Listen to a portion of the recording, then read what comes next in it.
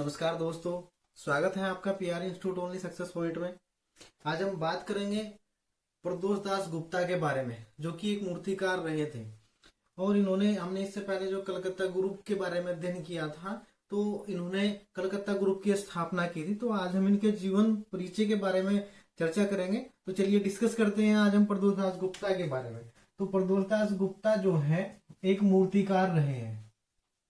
ये एग्जाम में काफी बार पूछा गया है कि प्रदोष दास गुप्ता जो है वो चित्रकार है, मूर्तिकार है, या साहित्यकार है, या वास्तुकार है। तो प्रदोष दास गुप्ता जो है एक मूर्तिकार रहे हैं। तो इनका जीवन परिचय के बारे में हम प्रकाश डालते हैं। तो जीवन परिचय, तो जीवन परिचय में इनका जन्म, तो इनका जन्म कब हुआ था? तो प्रदोष दास गुप्ता का जन्म 1912 में हुआ था। कहाँ हुआ था? ढाका में हुआ था। ठीक है। इनकी पत्नी का क्या नाम था? इनकी पत्नी का नाम था कमला सुभो टैगोर। इनकी पत्नी का नाम था कमला सुभो टैगोर। इनकी मृत्यु कब हुई थी? इनकी मृत्यु हुई थी 2006 में हुई थी। इन्होंने शिक्षा कहाँ प्राप्त की थी? तो देखिए, इन्होंने जो है शिक्षा जो है कहाँ प्राप्त की थी? तो इन्होंने कलकत्ता कला विद्यालय, मद्रास कला विद्यालय, लखनऊ कला विद्यालय में शिक्षा प्राप्त की थी। और ये शिक्षा प्राप्त करने के लिए बाहर भी यानी कि विदेश भी जाते हैं। तो आप इसको नोट करेंगे। इन्होंने शिक्षा जो है कलकत्ता कला विद्यालय, ठीक है, कलकत्ता कला विद्यालय और लखनऊ कला विद्यालय और मद्रास कला विद्यालय, ठीक है। और ये बाहर भी शिक्षा प्राप्त करने के लिए जाते हैं, जैसे तथा जो है ना पेरिस, ये पेरिस भी जाते हैं और लंदन भी गए शिक्षा प्राप्त करने के लिए।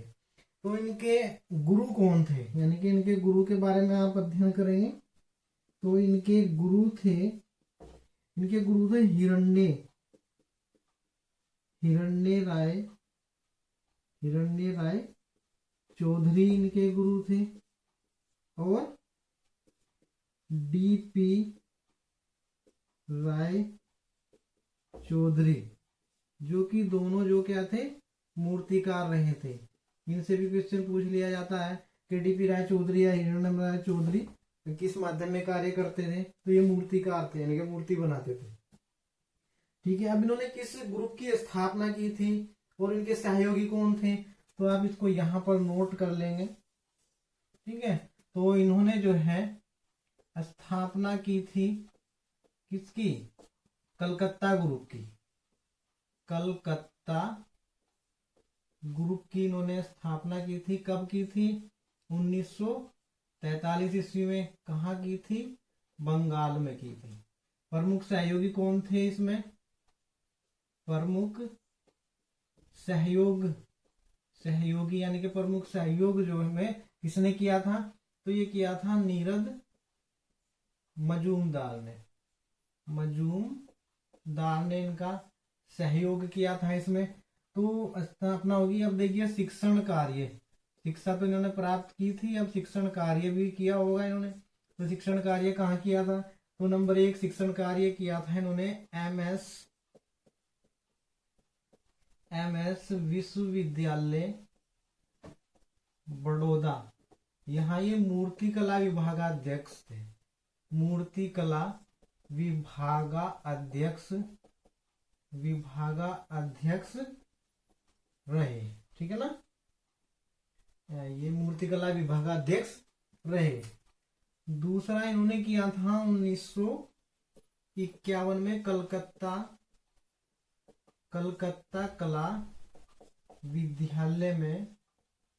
कलकत्ता कला विद्यालय में शिक्षण कार्य किया।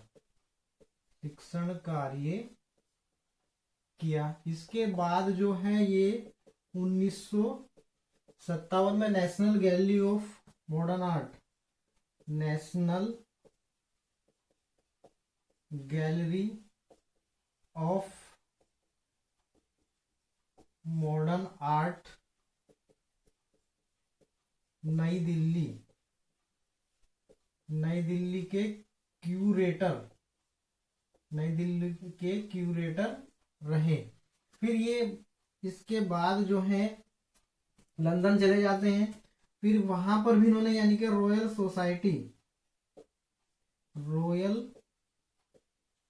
सोसाइटी ऑफ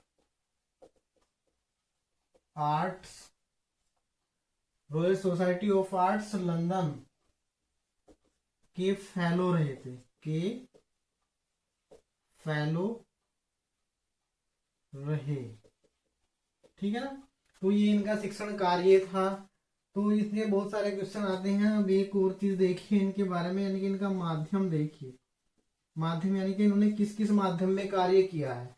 तो माध्यम इनका कांस्य रहा है, इन्होंने कांस्य में बहुत अधिक कार्य किया है। पत्थर रहा है, सीमेंट रहा है, टेराकोटा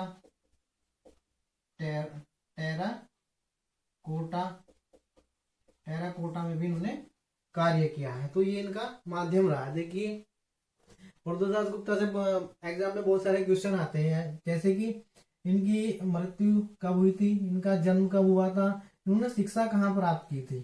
तो इन्होंने जो है शिक्षा कहाँ कहाँ प्राप्त की थी। ठीक है ना। इनके गुरु कौन थे, इन्होंने किस ग्रुप की स्थापना की थी। तो कलकत्ता ग्रुप की स्थापना की थी। इन्होंने शिक्षण कार्य कहाँ पर किया था, इनका माध्यम क्या रहा है। तो प्रदोष गुप्ता से बहुत सारे क्वेश्चन आते हैं। अब इनकी बात करते हैं, इनके प्रमुख प्रमुख मूर्तियों के बारे में अध्ययन करते हैं।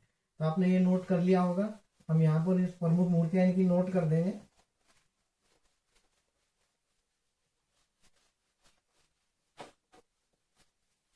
देखिए प्रमुख मूर्तियां इनकी रही हैं। प्रमुख मूर्तियां बहुत ही इंपॉर्टेंट हैं। प्रमुख मूर्तियां जो है इनकी वो बहुत ही, यानी कि मूर्तियां तो इन्होंने बहुत सारी बनाई, चित्र भी बहुत सारे बनाए हैं। ये चित्रकार भी थे, लेकिन मूर्तिकार के लिए ज्यादा जाने जाते हैं। तो प्रमुख मूर्तियां जो है इनकी बहुत ही वेरी वेरी इंपॉर्टेंट है। जितनी भी मूर्तियां इन्होंने बनाई है तो ये बहुत ही खास महत्वपूर्ण मूर्तियां है। तो नंबर 1 जय हिंद, एग्जाम में पूछी भी जा चुकी है। जय हिंद जो मूर्ति है वो किस में बनी, माध्यम में बनी थी, कांस्य में बनी थी। फिर दूसरी मूर्ति जो है इनकी फर्स्ट बोन है, ये किस माध्यम में बनी थी, सीमेंट में इन्होंने बनाई थी। ठीक है। फिर तीसरी मूर्ति है कंडोलेंस है, ये भी कांस्य में बनाई थी इन्होंने। ठीक। नंबर 4 पे है एग ब्राइड, ये भी कांस्य में बनाई थी। ठीक। नंबर 5 पे है इन बांडेज, ये भी कांस्य में बनी हुई है। नंबर 6 पे है आपका पिकिंग लाइस, ये सीमेंट में बनाई थी। ठीक। नंबर 7 पे है माँ की गोद में, तो ये किस माध्यम में बनी थी, ये भी सीमेंट में बनाई थी। तो देखिए प्रमुख जो जितनी मूर्तियां हैं, वैसे तो बहुत सारी मूर्तियां, लेकिन जितनी भी आपको बताई गई है बहुत ही महत्वपूर्ण मूर्तियां है। तो जय हिंद एग्जाम में पूछी गई है। कंडोलेंस, एग ब्राइड, तो किस किस माध्यम में बनी हुई है, तो आप इनको नोट कर लेंगे।